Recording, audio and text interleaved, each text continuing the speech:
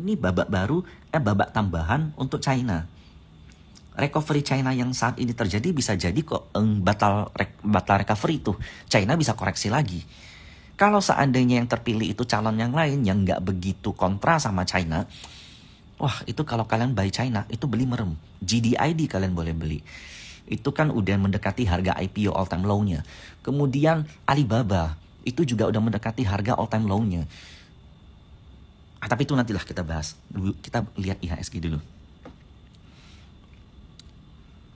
Kemudian kita coba lihat BCA. Nah ini yang paling simple. Kenapa? Saya sendiri sampai saat ini masih belum tahu kenapa IHSG kemarin koreksi dalam. Apakah karena BI naik suku bunga atau karena IDR yang nyentuh 16.200 atau 16.300. Atau karena perang, whatever is it. Koreksi ya koreksi, loss ya loss, nggak usah pembenaran. Itu satu. Yang kedua, kalau saya kaitkan dengan kenaikan suku bunga BI yang di angka 6,2 sekarang, 6,25% saat ini, maka yang paling diuntungkan itu BCA. Karena kenaikan suku bunga di BI 6,25, BCA ngasih kalian bunga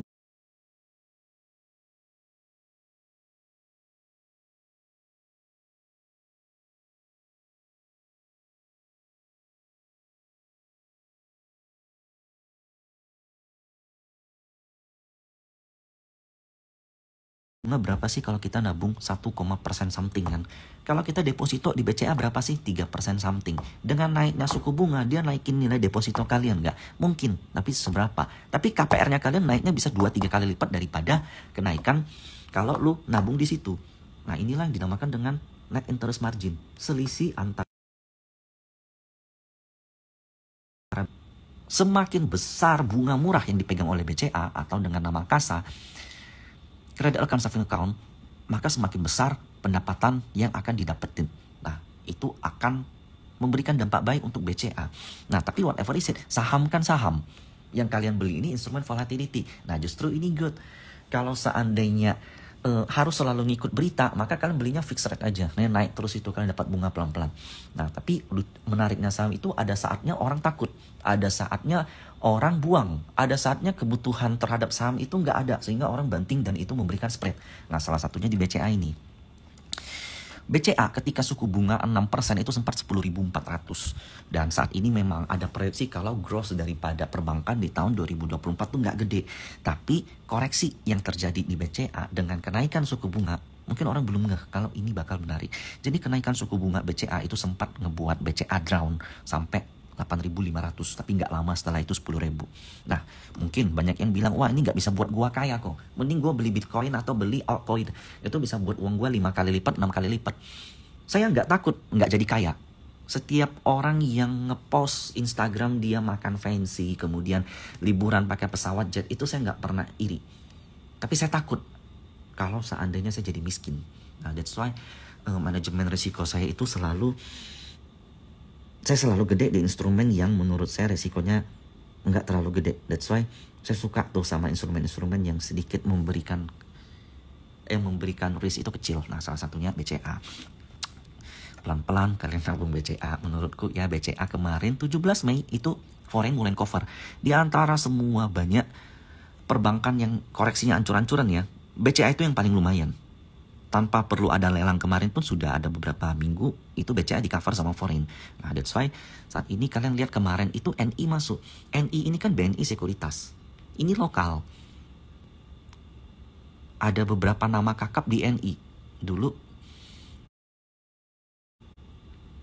mereka bekas dari salah satu sekuritas yang terkenal. Yang terkenal juga, kakap juga. Jadi begitu analis-analisnya pindah ke NI, banyak klien-klien pindah tuh. Nah, itu view dari tuh analis itu bisa ngerubah, jujur bisa ngerubah market. Karena ini flow yang mereka ciptain. Jadi kalau kalian lihat flow dari ini, ya itu most likely dari beliau. Nah, angka 97 masuk, saya spare 96, 94. Kalian beli BCA, target 10.000. Itu kasih kalian gain 5%, 6%. Mungkin bisa kejadian dalam waktu 1 atau 2 bulan. 1 bulan, let's say 1 bulan lebih sedikit. Kalau kalian beli fixed rate, kalian mesti nunggu setahun itu. Oke, nah itu BCA. Why? Saya udah jelasin alasannya. Nah, kemudian BRI. I miss at this. Jadi kalau kita bicara kok BRI ini kan segmen mikro ya. Segmen mikro ini salah satu yang paling jelek, yang kasanya paling rendah, dan yang NIM-nya bakal paling, laporan keuangan bakal paling jelek. Dan itu kebukti, laporan keuangan BRI jelek. Oke? Di Q1 kemarin. Nah, kemudian, tapi kalau itu alasan dari koreksinya BRI, menurut gue itu dicari-cari doang. Karena kalau memang itu alasan koreksi dari BRI, kenapa dia sempat all time high? Kan, market is all about flow. Laporan keuangan saat ini tuh sebagai tambahan. Proksi dari perbankan, foreign kalau beli, BCA, BRI, Bank Mandiri, BNI, 4 langsung sekaligus. Bukan cuma itu, kadang beli IDX 30, kadang beli Kompas 100. Mereka belinya bundling. Nah, cuman ya mungkin karena laporan keuangan jelek, makanya drawdownnya tuh agak dalam. Nah, I got the jackpot dari sini sampai sini. Kemudian saya buyback. Di sini tuh kelihatan bond sudah mulai outflow. Saya ada remind di grup. Kita harus spare. Tapi spare saya itu cuma 5%. Ternyata koreksinya sampai 25%. Di sini aku agak stres nih. Nah, di sini averageku dan sini aku juga udah nambah. So, saat ini targetku tuh balik ke titik tertinggi beliku, yaitu 5.500. Please kalian pakai nilai yang objektif aja, karena bisa jadi aku ini lagi subjektif terhadap BRI. Aku bisa jadi lagi bias terhadap BRI. Nah, so kalian mesti coba pilah-pilah lagi mana yang terbaik buat kalian. BK sendiri hari Jumat beli 270 miliar. Kok tahu foreign bakal inflow di Jumat? Bukan karena aku punya insider untuk ngelihat jumlah order, tapi simply karena ada lelang di Jumat yang potensinya itu inflow. Makanya rupiah menguat. Jadi 60 triliun masuk dalam satu hari, yang mereka pasti bakal tukar currency mereka ke rupiah. Nah, balik ke 5.500 saja tuh udah cukup banget menurutku. Oke, kalau di atas itu bonus. Bisa all time high nggak? Aku nggak tahu. Tapi yang pasti BRI itu udah 3 kali gap. Gap 1, gap 2, gap 1, gap 2, gap 3. Masa balik ke gap pertama aja nggak bisa? Nah, ini alasan kenapa saya di instrumen saham. BRI jatuh dalam, company mau buyback. Laporan keuangan jelas, ekonomi Indonesia itu mencerminkan dari perbankan kita. Nah, kalau saya beli di Manta contoh, koreksi, nah saya nggak bisa ngapa-ngapain, ya kan? Saya juga punya klien yang harus saya pertanggungjawabkan. Kredibilitas saya dalam ngebicarain saham, saya harus ngerti, gitu. BRPT out saja, supir udah out dan floating profit. Supir yang mana dulu? Nah, tapi kalau mau out ya silakan. Lalu Bank Mandiri.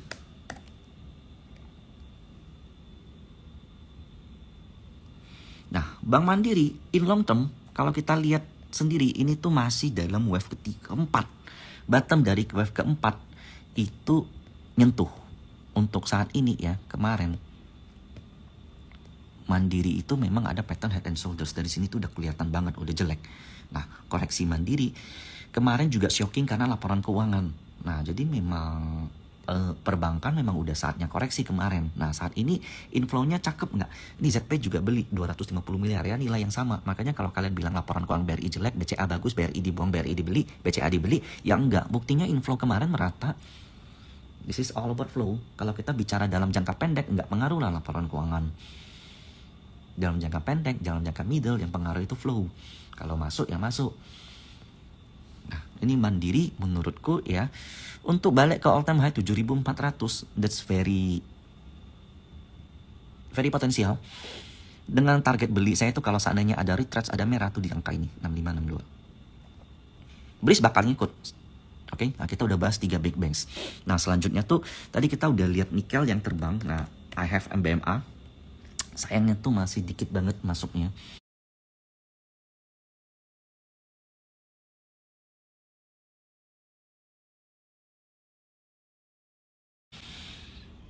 Nah, khusus MBMA tuh aku ngasih lihat areal beliku tuh. Antrianku deh ku kasih deh.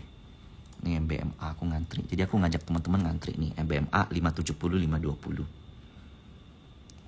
Sayangnya dikit banget aku masuknya. Nah, MBMA tuh aku beli di sini.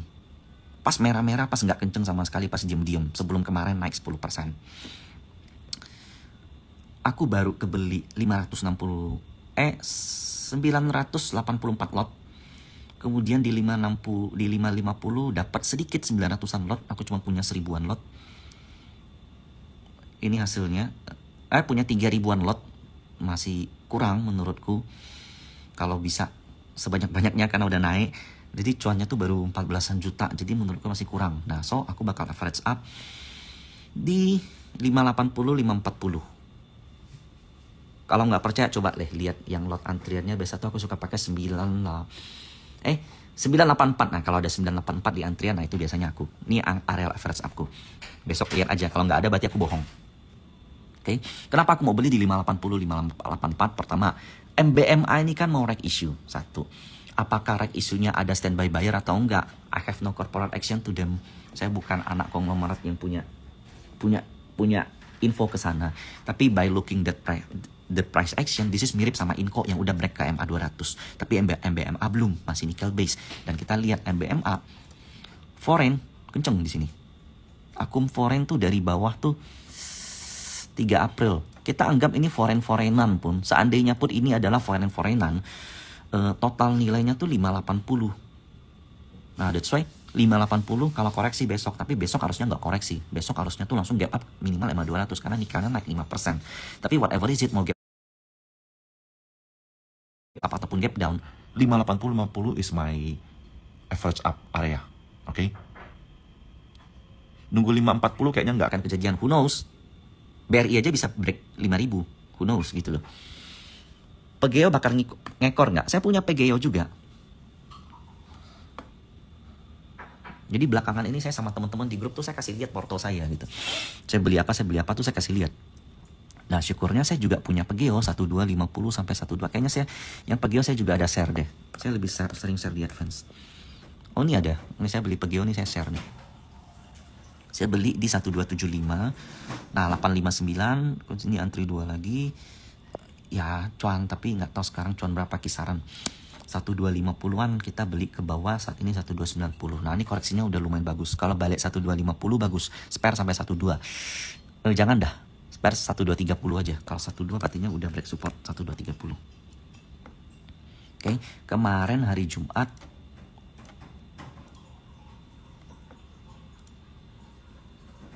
nah, ada distribusi dari ZP, bagus nih. Kita lihat barang mereka bisa habis sampai kapan. Kalau kita lihat dari 6 Mei, kita jangan ambil net, ambil gross. ZP itu punya 38M. Udah keluar 52M. Berarti ini barang udah net nih harusnya ZP nih. Dia udah net. Berarti BK, AKBB 1003, 1003. Nah, 1250, 1230 itu good things to buy menurut saya ini kalau udah berhasil break di atas ini. Targetnya 1630. So, grup Stockbit masih tinggal buka di Stockbit. Oh, ini bukan ini dompet saya sih, diberiin Ko Bernard. Thank you. Diberiin Ko Bernard CEO. Pegeo NCKL, let's see. Ini bagus, cuman udah agak ketinggian, aku nggak bisa masuk lagi. Yang menurutku masih murah, ini semua aku lagi bahas nih. NCKL menurutku murah. Guys,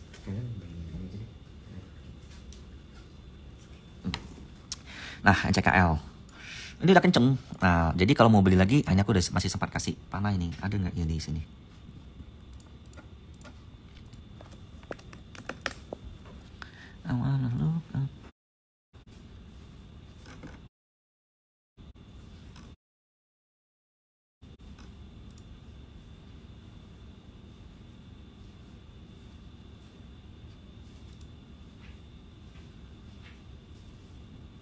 Iya, ada nih. 835. Beli sampai 835. Low-nya 830. Di sini. Belinya tuh sampai 835, low-nya 830. Nah, target NCKL 1100. Kemarin yang beli lumayan, BB menarik. BB beli 1000, di bawah 1000 lah, boleh beli 1000 sampai MA 200 960.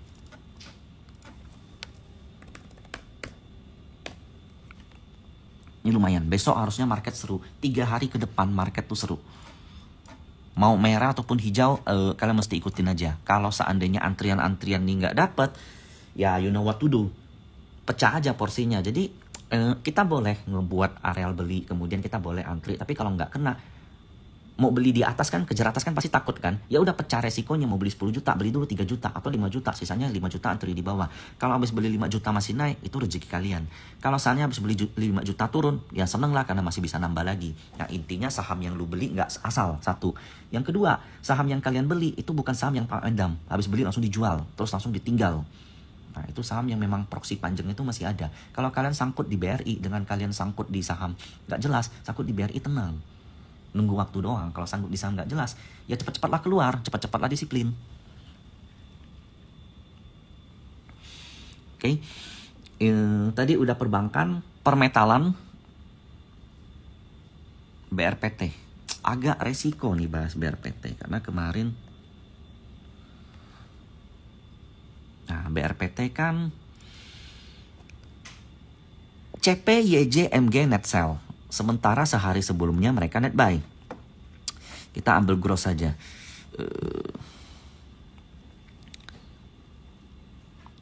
YP nggak usah dihitung lah ya, udah impas. MG juga udah impas. Mereka masih sisa sedikit doang, 2,3 juta lot. Udah jual 2,2 juta lot. CP juga impas. 1,4 juta lot, jual udah 1,4 juta lot. Tapi MG dan CP itu bukan holder menurut saya. Kenapa? Karena mereka langsung jual besoknya. Holder itu di BK dan AK. Oke? Lucunya di Jumat, di Kamis itu BK dan AK yang main. Net buy setelah MG dan CP. Jadi MG dan CP kita anggap udah nggak ada ya, bersih. Blok. Nah, barang yang ada AK dan BK. Menurut saya AK dan BK itu barangnya HP juga. Nah, buat kalian yang tahu alasannya, kalian tinggal tahu-tahu sendiri aja. Mau komen juga silakan, tapi saya nggak akan ngomong. Menurut saya HP ini bagi barang ke AK dan BK. Lalu ditarik MG dan CP. MG dan CP bersih besoknya.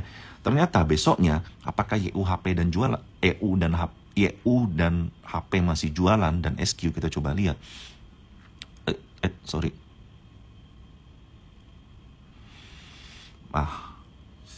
CPMG yang udah jualan, YJ tambahan jualan, PD tambahan jualan, nah BK justru tambahan masuk dan nilainya gede. NI juga gede, 1330. 1330 tuh termasuk angka yang hebat menurutku.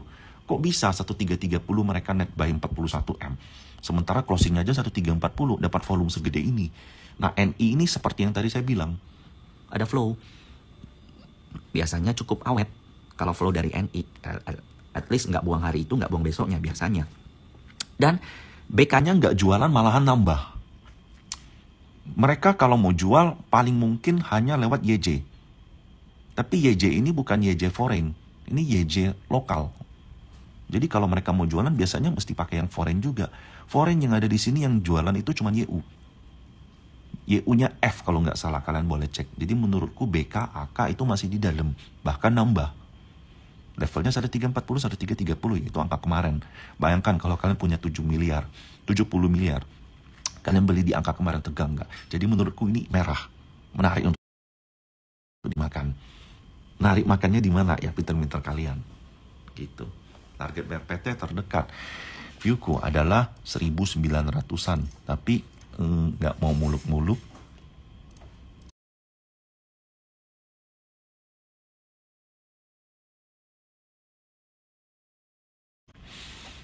Fibo 61 itu di 1530. Nah udah hampir kena. Nah cuman menariknya tuh menurutku kalau merah gitu.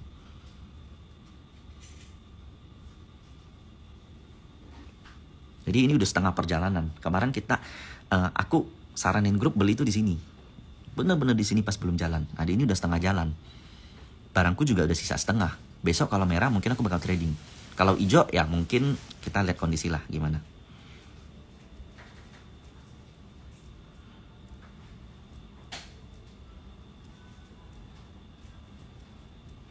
Sola saya nggak urus. SMRA yes, formasi serang dari berpuluh-puluh tahun. Dari berpuluh-puluh hari yang lalu. Nah, kalian lihat ya, kalian bisa buka di Stockbit. Owner SMRA, Bu Liliawati Raharjo. Ini saya boleh ngomong kenapa? Karena datanya terbuka. Itu punya 1,7% di beberapa bulan lalu. Kemudian naik jadi 4,47%. Naik 3%. 3% di SMRA menambah kepemilikan. Nambahnya di mana? Saya cukup cukup yakin pakai broker KI. Karena kalau kalian lihat broker KI dari April, itu tukar-tukar barang terus. Duh, KI 265 miliar. Nah itulah 3% SMRA. Waktu itu saya ada bahas di grup soal KI. Menurut saya itu owner. Waktu itu namanya belum muncul.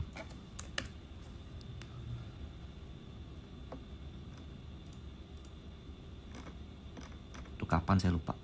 Ah ya ini SMRA. Waktu itu kita study case SMRA. Bid dan overnya tuh aneh. Bantingan keluar masuknya aneh juga. KIPD makan barang AZ. Gak wajar AZ bisa keluar.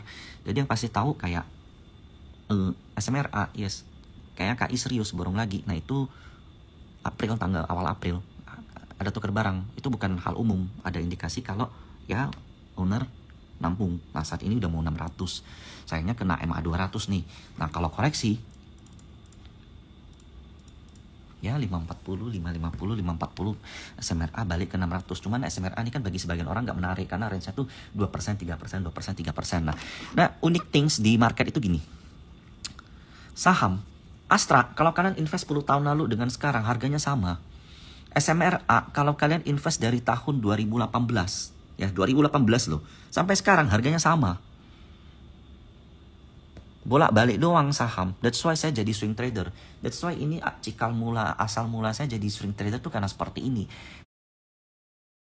Karena kalau SMRA selama 10 tahun itu harganya sama, tapi setiap pergerakannya tuh ada swing low, ada swing high. Ya kenapa saya nggak manfaatin swing low dan swing high-nya aja? Bagi saya setiap saham ada masanya, setiap masa ada sahamnya. Kalau saya invest terus dan nggak jual terus, menurut saya itu bisa kalau seandainya kita dapat company yang super mature. Arto saat ini di 2000, sebelumnya itu 20.000 minus 90%. Kalian masih mau hold? Nggak kan? Sebulis-bulisnya kalian sama Arto, kalau tahu dari 20.000 bisa balik 2.000 kan pasti jualan dulu. Nah, tapi fund manager yang punya, yang ada di market jumlahnya malahan bertambah, AUM-nya bertambah, KC-nya untuk fund juga terus bertambah. Mereka kelola dana yang dikelola di market itu juga terus bertambah dan banyak yang bisa perform. Kenapa? Ya, it's a fact kalau mereka trading gitu. It's a fact kalau mereka tuh manfaatin momentum. It's a fact kalau mereka tuh baca flow. SMRA, good company. Oke, gue setuju, good company. Coba suruh fund, tahan 10 tahun gak usah beli dan gak usah jual. Kira-kira dimarah gak sama nasabahnya? Gitu. That's why saya belajar swing karena hal seperti itu. Oke. Selanjutnya, tadi udah bahas BRPT. Brand ini udah agak serem. Kenapa? Karena brand ini kan mestinya kalau kita lihat rules dia udah gak bisa masuk MSCI. Karena dia udah kena suspend sehari kemarin. Harusnya udah nggak bisa masuk MSCI. Tapi kenapa masih bisa kenceng? Nah artinya, wah saya juga nggak tahu. Harusnya goal untuk masuk MSCI udah nggak bisa. Apakah owner masih punya plan yang lain atau something? Saya nggak tahu. Tapi yang pasti bagi saya ini angka udah mahal. Udah ngeri banget kalau untuk masuk. Gitu. Kalaupun dia naik lagi ya udahlah. Bukan rezeki. Gitu.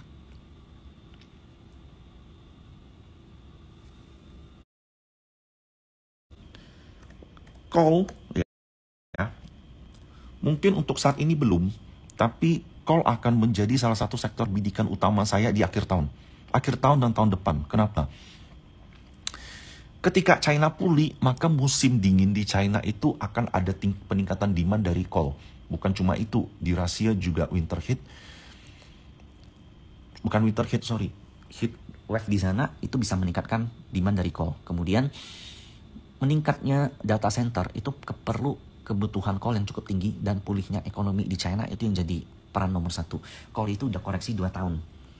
Dan koreksinya call itu nggak nembus di bawah 80. Cost mereka itu di kisaran 70-an. 60-an atau 70-an. Nanti saya bakal bahas sama Cicu Ai. Saya punya sedikit proyek nih sama Cicu Ai. Sedikit bocoran. Kita bakal generate klien retail yang kayak selama ini dapat info plek, lalu kemudian hilang infonya. Lalu kemudian selama ini dapat gambaran plek, mau tanya kelanjutannya bingung lagi. Jadi kita berdua bakal lagi collab, beliau akan bikin perspektif view-nya dari pandangan seorang fund, pandangan seorang hedge fund, pandangan seorang fund manager, bagaimana mengelola duit di market, bagaimana melihat flow dan bagaimana melihat makroekonomi. Sementara untuk mengaplikasikan itu ke dalam portofolio kalian, itu bakal di-generate by saya dan itu bakal kita update tiap minggu. Nanti tunggu aja kabarnya. Oke, MTech ada potensi reversal ya kalau seandainya dia bisa ngelewat 450, targetnya 520. Mungkin atau enggak saya nggak tahu. Tapi ini sih ada di grup saya udah cuman sekedar trading singkat ya. Tapi kalau untuk kayak wah ini reversal atau ada apa gitu saya nggak tahu. Oke, tapi kalian boleh coba lihat saham tech deh. Dalam 2-3 minggu ke depan menurut saya itu ada potensi rebound. Karena coba kita lihat Goto ya. Proxy saham cap itu kan Goto. Nah menarik kan. Goto tuh kemarin ada yang akum. CP, AK, BK.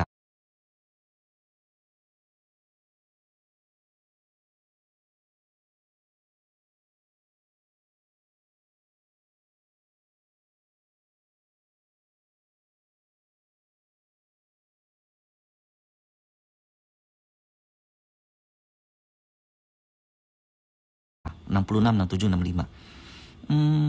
Let's see ya. Foreign juga belakangan aktif di Goto. Tuh di saat market hancur, IHSG hancur, dia nggak kemana-mana. Foreign justru ada akum tipis-tipis. Menurutku nih Goto lewat 70 nih. Ini bottom, ini posisi. Oke. Saat ini kan harganya 66. Cara ngesetnya tuh kayak gini. 66. Nah, 66 ke 59, 7 poin, itu artinya 7 poin. 7 poin dari 66 itu kan artinya 12%. Nah, kalau kalian siap nanggung rugi 1.200.000, kalian masuk 10 juta. Paham kan? Karena itu 12%. Kalian masuk 11 jutaan.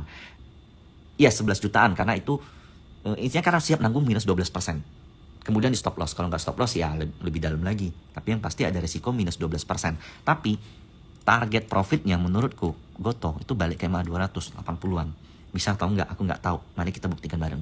Kalau saya salah, silakan hujat saya. Kalau benar, ya jangan lupa sedekah. Oke? Pani, kemarin aku baru ketemu kok Andri Hakim. Bocorannya silakan nanya beliau. Tapi yang pasti kemungkinan bakal ada corporate action lagi Pani di tahun ini. Tahun lalu udah reg issue. Nah, Pani sendiri aku lihatnya menarik. Karena yang banting RF, yang narikin juga RF. Nah, ini average RF.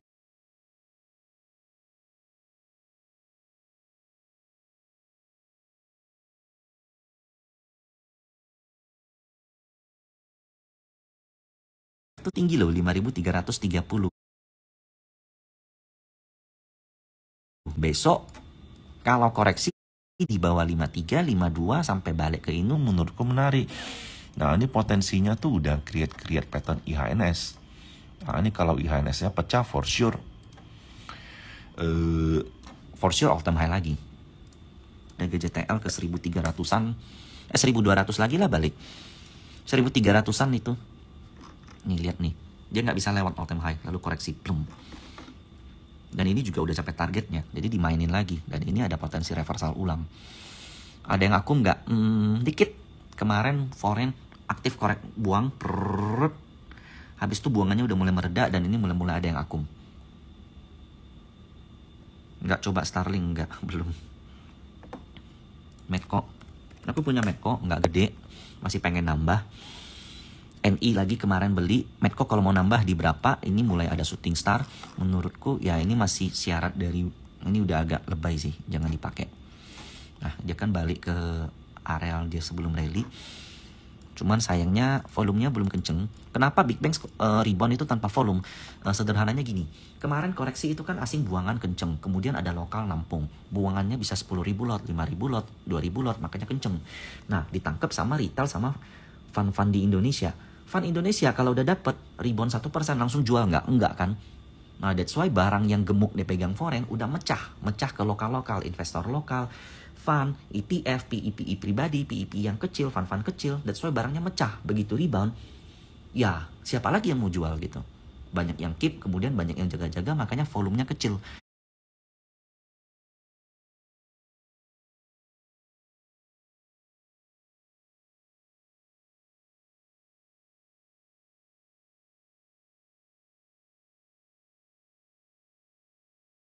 Jadi memang tipikal rebound dari perbankan.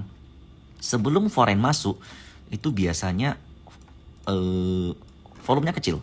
Dan itu memang ya biasa lah, hal umum. Jadi Eversubs 58 triliun. Nah di hari Senin sampai Kamisnya itu tuh lokal yang nahanin. Nah foreign itu baru entry kemarin. Apakah bakal lanjut Senin, Selasa, Rabu? I don't know, tapi menurutku 70% iya. Nah Medco mungkin koreksi dulu, bakal dalam bentuk channelingnya. Kalau mau di target break 1004 dulu lah, penting.